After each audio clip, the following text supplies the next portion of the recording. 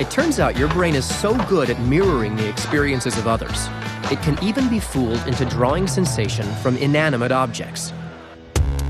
To show you how that works, Jonah's recreating a classic psychology experiment. The rubber hand illusion is a funny hack of the brain where you can convince people very quickly that this rubber arm is actually their own arm. He's setting up a stand at Venice Beach, where he'll test volunteers to see if they can experience sensations in a hand that's not theirs. Welcome to the rubber hand experience. I want you to put your left hand right here and put your right hand right here. Jonah has participants hide their right hand out of sight behind a divider, I'm just gonna drape this so as if it's your real hand. while he places a rubber hand on the table in front of them. Just stare at this hand. Jonah primes participants by brushing both the fake and real hand simultaneously, a process which helps the brain link the feeling to the fake arm. I feel like you're doing that to my hand, but that's not my hand. My hand's over there, so that's kind of weird. That's kind of weird. Now that Jonah has linked this volunteer's brain to the new hand, he's got an even bigger surprise for her. That was a little bit scary. Good plunge. Oh my goodness. When you hit that thing, I thought I was gonna lose my hand. So I was so scary. And it really felt like that was like I could move those fingers if I wanted to. My brain decided that I could feel that. And that you hitting that was hitting me. That's so strange how it does that. Impressive, right?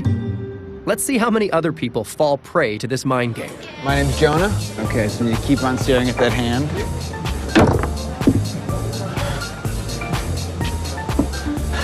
That was crazy. That was crazy. Okay.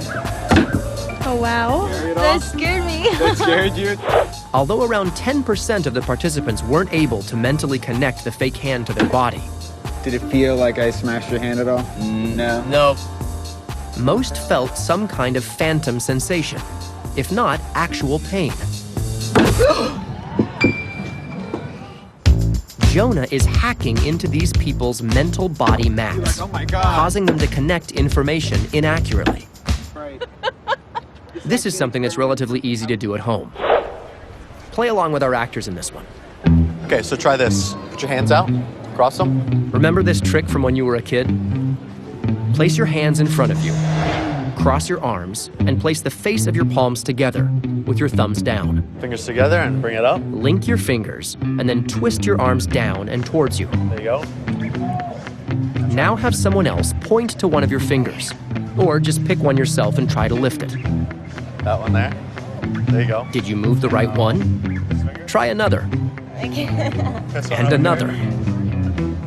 Wrong one. There you go. Harder than you expected?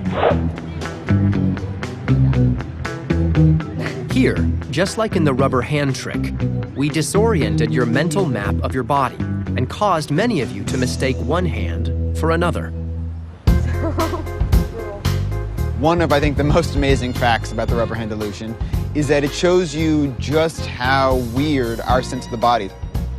It happens all the time when things that aren't actually part of our body become part of our body. If you're watching a violinist play the violin, there are lots of studies showing that the brain space devoted to their left hand, which actually plays the notes, has been greatly enlarged. That this tool, this instrument, has actually changed the way their own brain processes the body. Nice to meet you. It turns out that about 30% of your brain is devoted to your sense of sight. So when your body must choose between trusting what you're seeing or what your other senses are telling you, it implicitly trusts your eyes and often makes the wrong choice. Ba, ba, ba, Let's take a look at our actress. ba, Now, listen very closely. ba, ba, What sound is she making? ba, ba, Is she saying the word ba, ba, fa, or ga? ba, ba, ba, ba. Why is it so hard to tell what the answer is? Ba, Marking soft sticks. ba, ba, ba, ba, ba. Have you decided what word our actress is saying? Ga, fa, or ba? Ba, ba, ba, ba, ba. Close your eyes for a moment and just listen. Ba, ba, ba, ba. Keep them closed. Ba, ba, ba, ba. Clearer now? Ba, ba, ba, ba. The word is ba, right? Ba, Why was it easier with your eyes closed? ba, ba, ba. This test illustrates what is called the McGurk effect. Ga, ga. We've placed video footage of our actress saying the word ga over the sound of her saying ba. Ba, ba, ba, ba, ba. Just like in the rubber hand trick, your brain trusts what your eyes are telling it implicitly and alters your other senses to accommodate. Ba. Your brain literally changes what you're hearing to hear a phantom word other than ba. It turns out your ears, like your eyes, are not always to be trusted. Close your eyes again and listen carefully to this sound.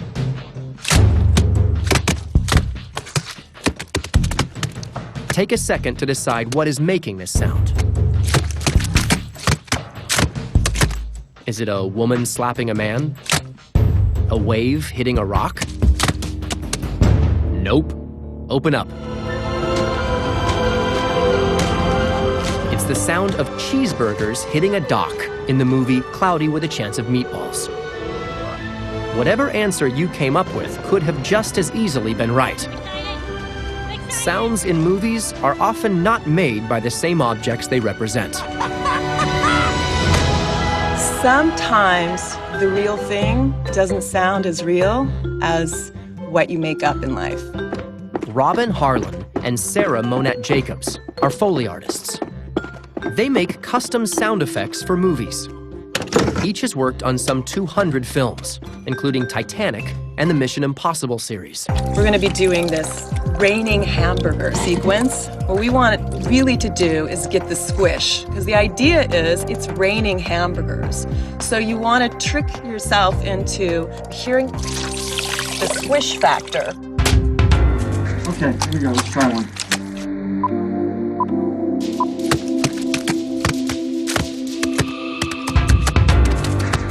Okay, great. You want to play it back?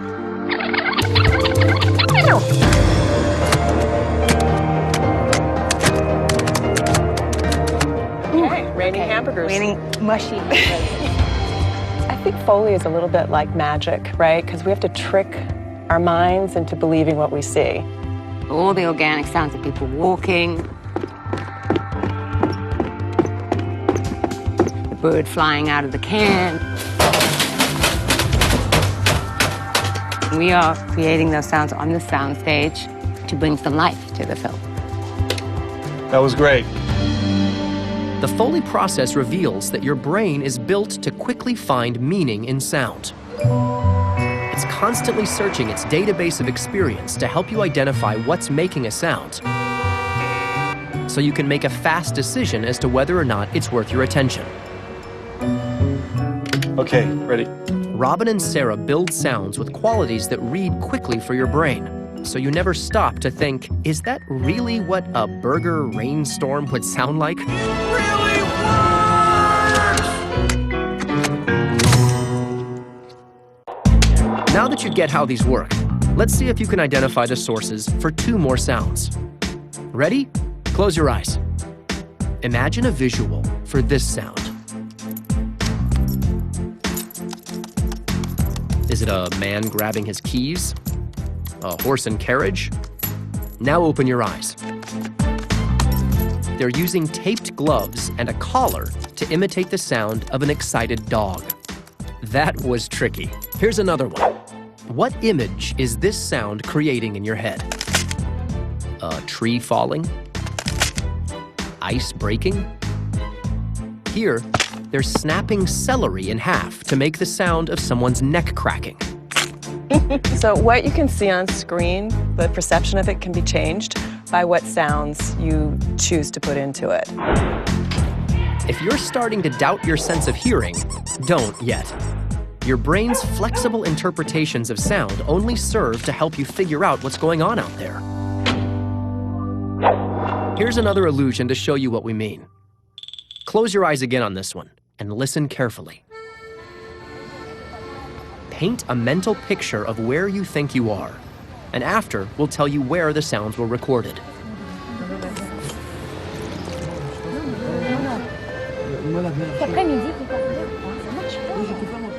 Got your answer? Where do you think you are? Keep listening to these sounds. You probably just envisioned yourself here, sitting in a Paris street cafe. Even if you've never been to France, your brain is built to find very specific meaning in these sounds. So how does your brain do this? Meet Josh McDermott, DJ turned scientist at New York University. He studies how your brain makes sense of sound and music. Hearing serves all kinds of different functions. We can use sound to tell what's happening behind us where we can't see. Also, when the lights are out and you can't see anything, hearing is invaluable. There are certain specific circumstances where sound gives us information that we couldn't get any other way. Want to see how your brain makes meaning from seemingly random vibrations in the air? Sound is first converted by nerve endings in your inner ear into electrical signals. These signals are sent through your brain into an area called the auditory cortex, located here on the side of your head. Your auditory cortex works with surrounding areas of the brain to search the raw electrical signals for patterns that resemble familiar sounds. And there's one type of sound that the human ear has evolved to be particularly good at deciphering: speech. It's a fact that McDermott wants to test out with a group of volunteers. You're going to hear two syllables that will be repeated over and over again. And what we want you to do is just listen to them and try to understand what you're hearing. McDermott is going to play a sound for the participants. Do this one with them and see if you hear anything specific in the sound.